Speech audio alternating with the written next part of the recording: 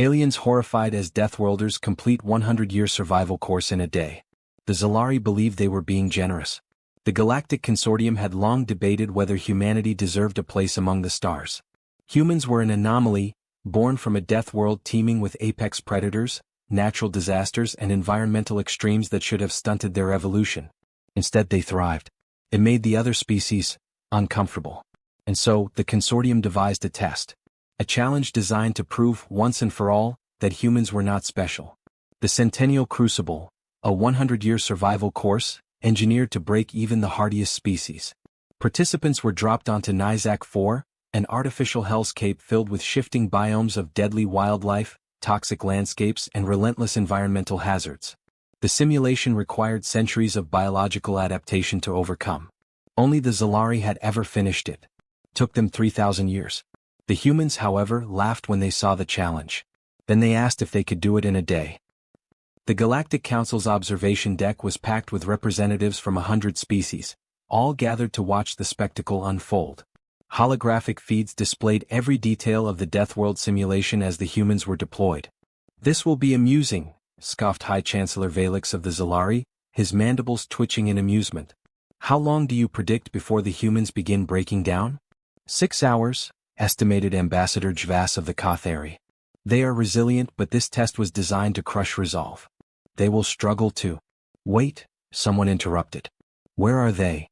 The holofeed zoomed in on Drop Zone Alpha, where the humans had been released only 10 minutes ago. But instead of huddling together or panicking like most species did, the humans had vanished. The audience watched in stunned silence as the thermal scanners flickered erratically. The humans had already masked their heat signatures and disappeared into the landscape. That was impossible. The Centennial Crucible was designed to disorient and terrify its contestants. The moment participants landed, they were bombarded with shifting weather patterns, aggressive predators, and environmental chaos. The first week alone was meant to weed out the weak.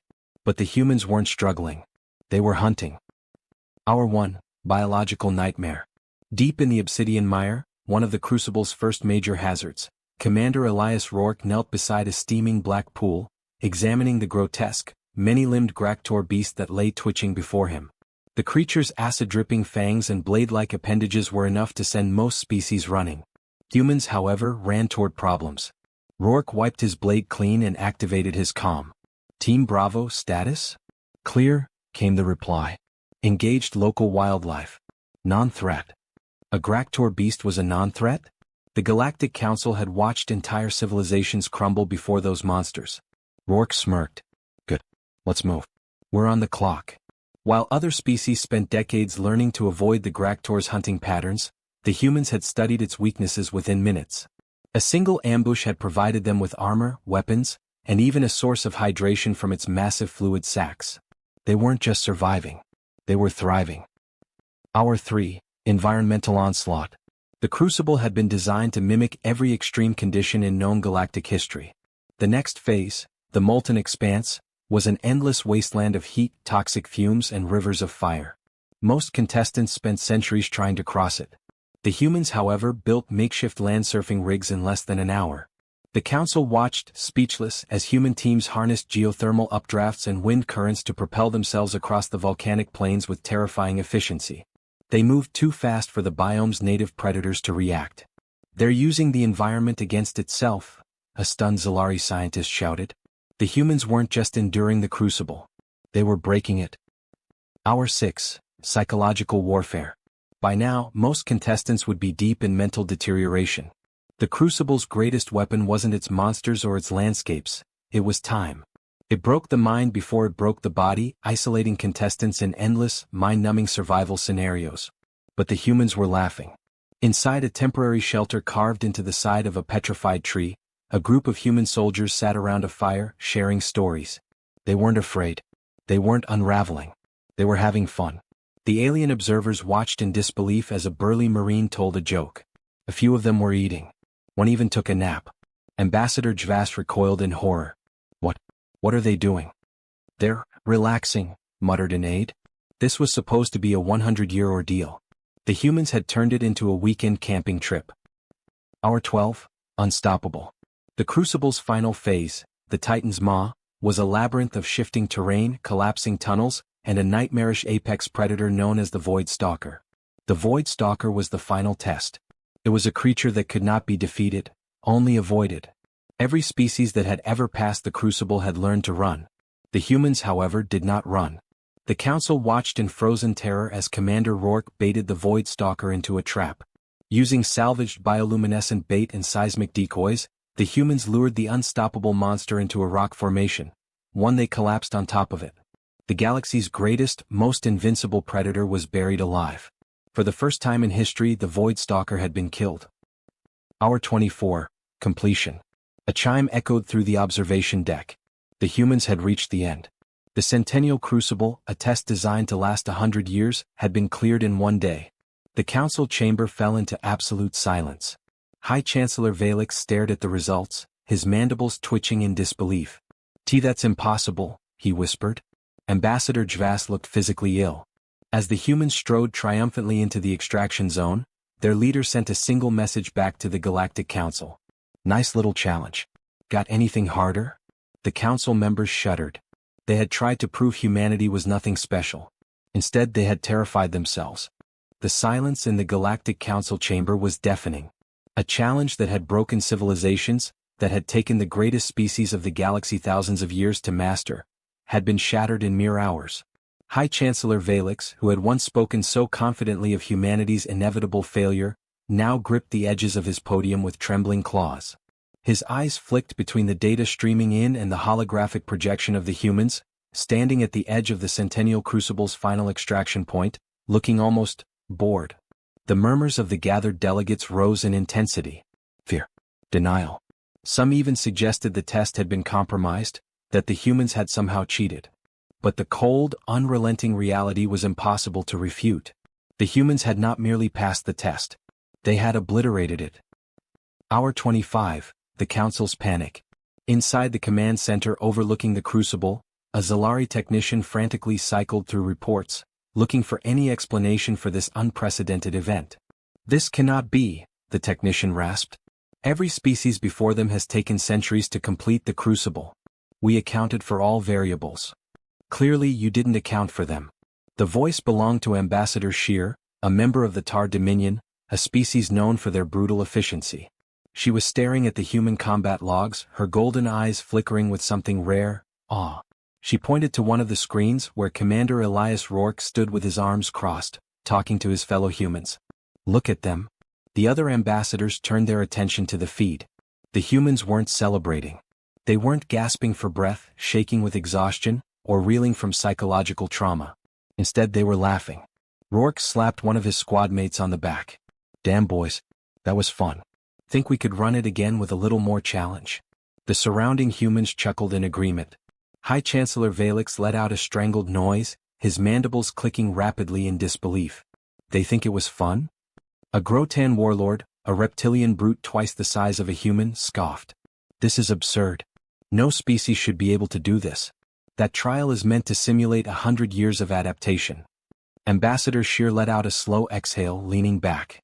"Then maybe it's time we stop thinking of humans like other species." Hour 30, the dissection of strategy. For the next several hours, the Council pored over every second of the humans' performance. What they found shattered their understanding of galactic biology, warfare, and survival itself. 1. They learned faster than any known species. Most civilizations spent decades learning the Crucible's dangers. The humans needed only minutes. 2. They broke the psychological barriers that defeated others. Fear and despair usually crushed contestants early on. Humans? They bonded over it. The Crucible wasn't a nightmare, it was a playground. 3. They weaponized the environment itself. Instead of avoiding the biome's dangers, they used them. They trapped the most dangerous apex predator instead of fleeing. And worst of all, they weren't even at their limit. A Zalari scientist hesitated before speaking. They could have done this faster if they weren't holding back. The realization sent a shudder through the chamber. They hadn't just broken the Crucible. They had humored it. Hour 36, the humans respond. A direct communication request was sent to Commander Elias Rourke. The Council needed answers. Inside the human expedition's temporary command center, a holographic transmission shimmered to life, revealing the Council's highest-ranking officials. Valix, Shear, Jvass, every major power in the consortium. Rourke raised an eyebrow. Oh, you guys finally calling to congratulate us. The sheer lack of reverence in his voice made several ambassadors recoil. This was the Galactic Council, the ruling body of hundreds of worlds. Even the mightiest empires bowed before it. But Rourke? He looked amused. Valek straightened. Commander Rourke, he began, voice tight. You have completed the Centennial Crucible in a time frame that is unfathomable. This has raised concerns. Rourke leaned back, smirking. Concerns? We just proved humans are the toughest bastards in the galaxy. What's the problem? Ambassador Jvass cleared his throat, his feathers ruffling in agitation. The problem, Commander, is that the Crucible was meant to test endurance over a long period of time. Your species bypassed key adaptation phases entirely. We need to understand how. Rourke cut him off with a chuckle. Oh, that's easy. He leaned forward, locking eyes with the council members. We're from Earth. Silence. Rourke continued. You see the Crucible? It's got deadly predators. Hostile environments. Shifting weather. Starvation. All that fun stuff. He gestured vaguely. But that's just a Tuesday on our home planet. Valek sputtered. I refuse to believe your world is comparable. Rourke grinned. You ever heard of Antarctica? The Sahara Desert? The Amazon? Places so hostile they make your Crucible look like a kiddie pool? He leaned in. You ever heard of war? The silence deepened. See, you guys evolved in safe conditions. Slow, steady, protected. Rourke's eyes gleamed with something dangerous. We evolved by fighting. We didn't get the luxury of a gentle homeworld. He tilted his head. So yeah, we finished your 100-year course in a day. His smirk widened. Frankly, I'm disappointed. Hour 42, the Council's nightmare. The transmission ended. The Council was left in stunned silence. For centuries, the galactic powers had seen themselves as the pinnacle of civilization, the apex of evolution. But now something far worse had emerged. A species that did not fear the impossible. A species that turned nightmares into challenges. A species that laughed in the face of annihilation. A species that had just humiliated the greatest test of survival ever devised. And then asked for something harder. Ambassador Shear exhaled sharply. This changes everything. High Chancellor Valek stared at the screen, his mind racing. We must determine our next course of action. The question that lingered in everyone's mind was unspoken but undeniable. If humans could trivialize the greatest challenge ever created, what else were they capable of? The Galactic Council chamber had faced wars, diplomatic crises, and planetary extinctions, but never before had it encountered a problem like this. The Centennial Crucible, a survival course designed to push civilizations to their absolute limits over the course of a century, had just been brutalized by a group of humans in a single day. The implications were terrifying. The chamber was eerily silent, the kind of silence that only preceded disaster. High Chancellor Valek sat rigid, his mandibles twitching. The weight of a dozen species' stunned gazes pressed upon him, waiting for leadership. Waiting for an answer. What do we do about the humans? Hour 48, the aftermath of madness.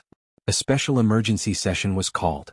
Representatives from the most dominant species in the galaxy gathered, many still struggling to comprehend what they had witnessed. This changes everything, Ambassador Shear said, voice hushed but firm. The Crucible was meant to be the ultimate test of survival. The fact that humans bypassed every stage means we have drastically underestimated their capabilities. A Varnakian warlord slammed a heavy, clawed fist onto the table. Underestimated? They have made a mockery of our greatest trial. His voice was thick with barely contained fear.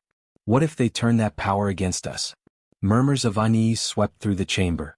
The Galactic Council had long considered itself the authority on intelligent life. But the facts were clear. Humans were something else entirely. Their bodies were built for brutality. Their minds were adapted for chaos. Their very existence was a violation of everything the galaxy had come to believe about evolution. And the worst part? They weren't even trying. Hour 52, the hidden truth of humanity. Desperate for answers, the Council demanded a full analysis of humanity's performance. The Crucible's AI overseer, an entity responsible for tracking and calculating success rates, provided a detailed breakdown of the humans' actions. What they discovered made their blood run cold. Keycap 1 humans learned at impossible speeds. Standard species needed decades to adapt to Crucible hazards. Humans studied and mastered them in minutes. One human even tamed a creature that had wiped out entire civilizations. Keycap 2 They turn weaknesses into strengths. Most species avoided crucible dangers. Humans weaponized them. Instead of running from the acid storms, they harvested them to make explosives. Keycap 3 They rejected the concept of defeat. Psychological breakdown was expected in all test subjects. Humans? They laughed. Multiple instances recorded of humans joking mid-crisis. Chancellor Valix exhaled sharply. They weren't being tested. Ambassador Scheer nodded grimly. No, they were playing.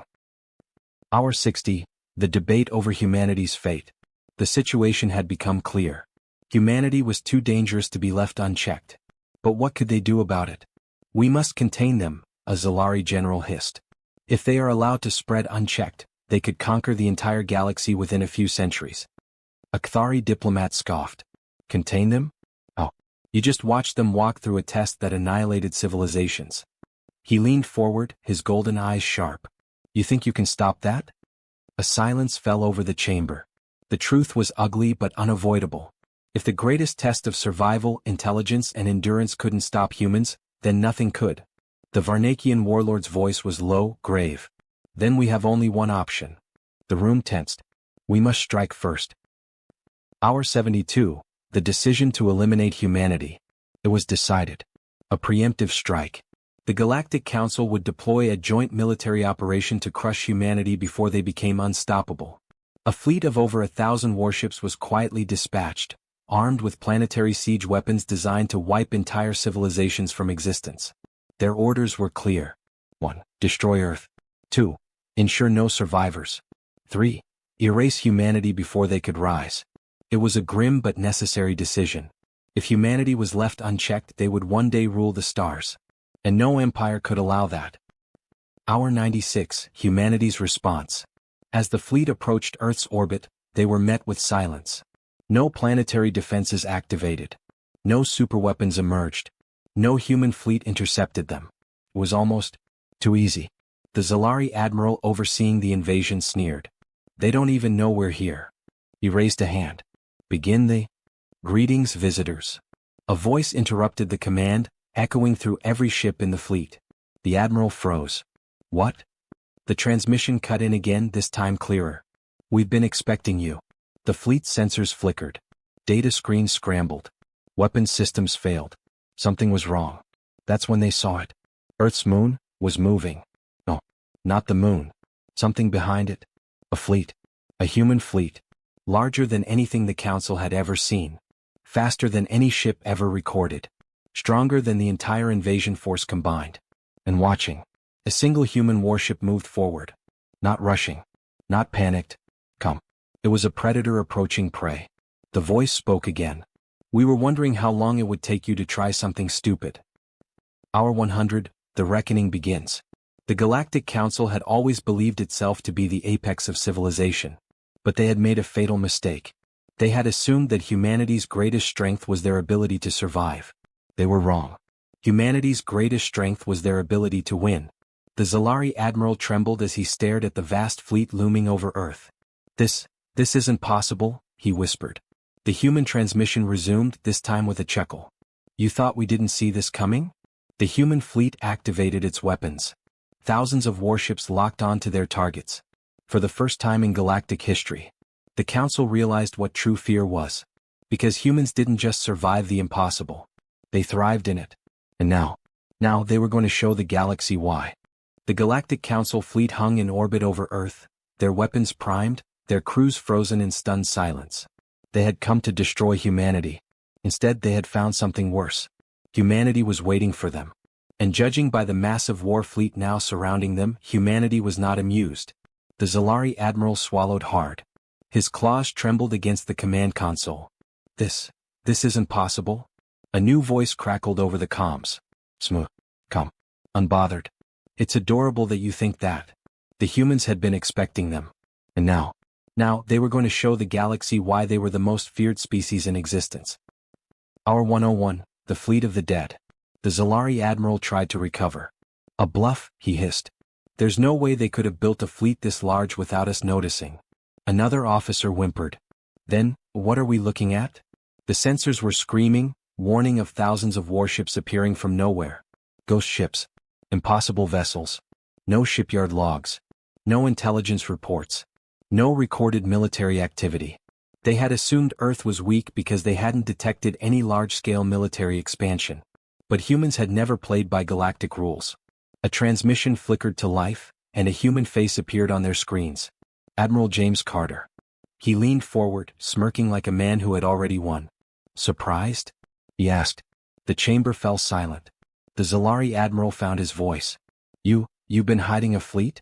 That's impossible. Carter's smirk widened. Impossible?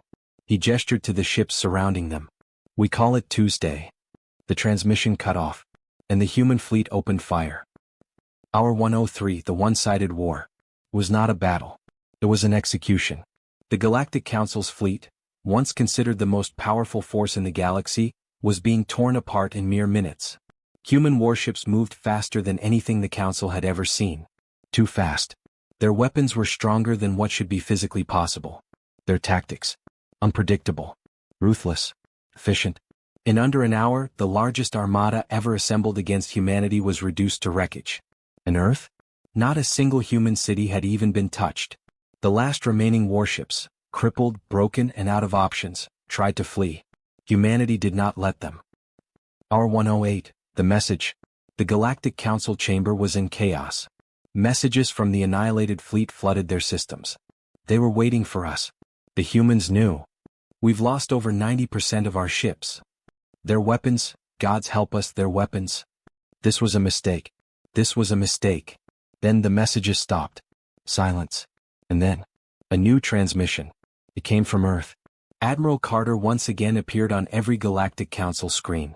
This time he was standing on the ruined bridge of a Council warship. Behind him, human engineers walked through the wreckage like it was an amusement park. He grinned. That was fun. Let's talk. The Council chamber froze. Talk. They had tried to erase humanity from existence. And now the survivors were here, acting like this was all just a game. The High Chancellor's mandibles twitched. What do you want? Admiral Carter tilted his head. That's the thing, isn't it? You thought you could make that decision for us. He leaned closer. That was your mistake. The silence stretched, thick with unspoken terror. Then Carter smiled. We want peace. Gasps rippled through the chamber. The High Chancellor stiffened. Peace? After what we just did? Carter chuckled. Well, that depends. He folded his arms. Do you want peace? The implication was clear. This was not a request. It was a warning. A second chance. A chance to accept humanity as equals. Before they were forced to accept humanity as rulers. Hour 120, the new Galactic Order. The Galactic Council had no choice. They surrendered. Not in the way one surrenders after a lost war, but the way prey submits to a predator, knowing that the only reason they were still breathing was because their hunter allowed it. A new treaty was signed. It acknowledged Earth's undeniable strength and recognized humanity as a dominant force in the galaxy. One clause stood out. Any act of aggression toward humanity will be considered an act of war against all of humanity. It was the kind of clause usually reserved for entire coalitions. The message was clear. No more attempts to control them. No more schemes. No more underestimating humans. Because humans had proven a truth the galaxy would never forget. They did not merely survive in impossible conditions. They thrived. And if you tried to break them, they would break you instead. Epilogue, the horror that remained. Across the galaxy, rumors of Earth's true power spread like wildfire. The species that had beaten a 100-year survival course in a day. The species that laughed in the face of extinction. The species that turned their greatest trial into a joke. For the first time in history, the Galactic Council feared. Not just because humanity was strong, but because they had been playing on easy mode this entire time. And now they were just getting started. Fire. End of story. Fire.